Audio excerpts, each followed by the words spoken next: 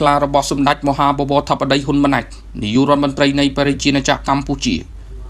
ថ្មីនេះមានការចែកចាយព័ត៌មានតាមបណ្ដាញសង្គមជាច្រើនពាក់ព័ន្ធនឹងការគម្រាមរបស់ក្រមជននិយមថៃមួយចំនួនឲ្យកាត់ផ្តាច់ការផ្គត់ផ្គង់អគ្គិសនីនិងអ៊ីនធឺណិតមកកម្ពុជា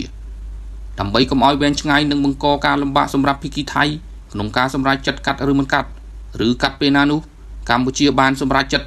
ធានាការផ្គត់ផ្គង់អគ្គិសនីនិងអ៊ីនធឺណិតដោយខ្លួនឯង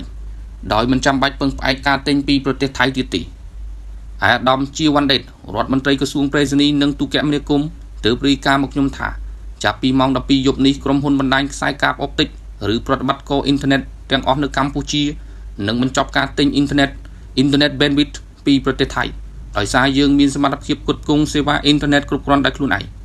ដោយឡែកឯកឧត្តមកៅរតនៈរដ្ឋមន្ត្រីក្រសួងរាយនឹងធម្មពលក៏បានបញ្ជាក់រួចមកហើយអំពីសមត្ថភាពរបស់កម្ពុជាក្នុងការផ្គត់ផ្គង់អគ្គិសនីនៅកម្ពុជាគ្រប់គ្រាន់ដោយខ្លួនឯង